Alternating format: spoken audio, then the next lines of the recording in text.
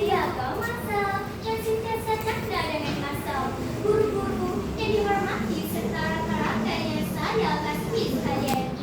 Pergi ke taman memetik bunga, hingga sebentar mengendi kurma. Menutup aurat perintah utama, wanita mulia diangkat di syurga. Hadirin yang dihormati, kalau sebut tentang dosa, mesti ramai terbayang orang terkenal di media sosial. Betul tak? Tetapi, tahukah kita sejak ribuan tahun dahulu ada seorang wanita yang sangat terkenal. Bukan kerana kecantikan dan hartanya, tetapi kerana iman, kesucian dan ketaatannya kepada Allah. Siapakah wanita hebat itu? Ya, dialah Sayyidatina Maryam. Kawan-kawan sekalian, dalam surah An-Nur ayat 31, Allah memerintahkan wanita beriman supaya menjaga pandangan, menjaga maruah dan menutup aurat dengan sempurna. Manakala dalam surah Al-Ahzab ayat 59, A'udzu billahi minasy syaithanir rajim. Ya ayyuhan nabiy qul li azwajika wa banatika wa nisa'il mu'minin yudnina 'alayhinna min jalabibihin dhalika adna an yu'rafna fala yu'zain wa kana Allahu ghafurur rahima. Ayat ini menjelaskan Allah memerintahkan wanita supaya melakukan pakaian mereka agar dikenali sebagai wanita yang baik dan terpelihara daripada gangguan. Sesungguhnya Allah Maha Pengampun lagi Maha Penyayang. Perintah ini bukan untuk menyusahkan wanita, tetapi untuk mengangkat martabat mereka di sisi Allah. Zaman sekarang mungkin ada yang berkata, alah, panaslah pakai tudung. Tetapi Maryam membuktikan bahawa menjaga maruah lebih indah daripada mencari pujian manusia.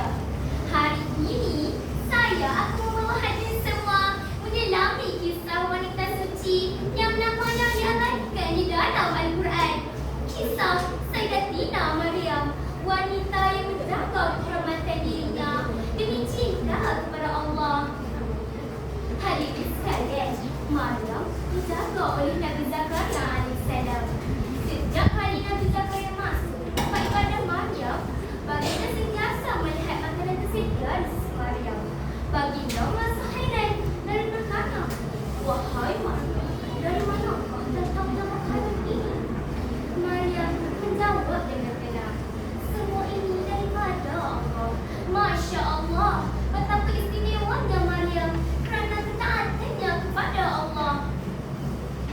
Sejak kecil, Maryam membesar sebagai seorang gadis solehah. Dia banyak menghabiskan masa beribadah kepada Allah. Maryam sentiasa menjaga adab, tingkah laku dan menjaga dirinya daripada perkara yang boleh mencemarkan maruah seorang wanita. Pada suatu hari, ketika Maryam sedang berdiri di tempat ibadahnya, tiba-tiba muncul seorang lelaki yang tidak dikenali. Maryam terkejut. Beliau segera berkata, sesungguhnya aku berlindung kepada Tuhan yang Maha Pemurah daripadamu jika engkau seorang yang bertakwa. Rekan-rekan sekalian, lelaki ini sebenarnya bukan manusia biasa. Dia adalah malaikat Jibril yang datang menyampaikan berita daripada Allah. Lihatlah bagaimana Maryam bertindak. Beliau tidak bermesra dengan lelaki yang tidak dikenalinya dan tidak mendekati lelaki itu. Sebaliknya, beliau segera menjaga batas pergaulan. Inilah bukti bahawa wanita yang menjaga maruah akan sentiasa dihormati. Hadirin yang dihormati, tidak lama kemudian Allah menggunakan kepada Maryam seorang anak yang mulia, iaitu Nabi Isa alaihissalam. Namun, apabila Maryam pulang membawa bayinya, ramai orang mula merasa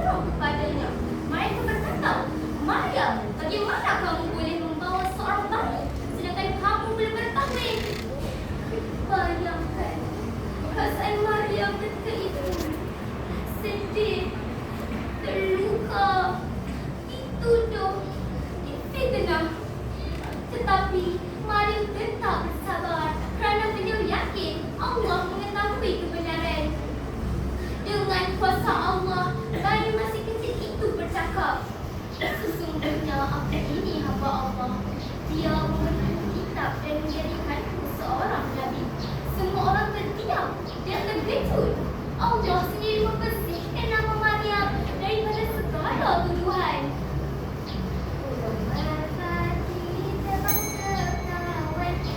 Sebentar di pohon senang, kisah Maryam jadi pedoman menjaga maruah sepanjang masa. Kawan-kawan, apakah pengajaran yang boleh kita ambil daripada kisah ini? Kita tahu wanita yang menjaga aurat sebenarnya menjaga maruah dirinya. Aurat bukanlah beban, tetapi lindungan yang Allah berikan kepada wanita. Wanita yang memelihara aurat akan dipandang mulia. Hari ini ramai yang beranggapan perkara itu menyusahkan. Tetapi lihatlah Maryam, semakin beliau menjaga dirinya, semakin tinggi derajatnya di sisi Allah. Malah namanya disebut di dalam Al-Quran. Sebagai wanita, kita juga boleh mencontohi Maryam, seperti memakai pakaian menutup aurat, menjaga adab ketika bercakap, dan menjaga pergaulan. Kerana wanita salehah bukanlah wanita yang terkongkong, tetapi wanita yang dimuliakan akan diangkat martabatnya oleh Islam. Ingatlah, kita kesedaran cantik di mata manusia, tetapi ingin mulia di sisi Allah. Sekian, wabillahi taufiq wa hidayah. Assalamualaikum warahmatullahi wabarakatuh.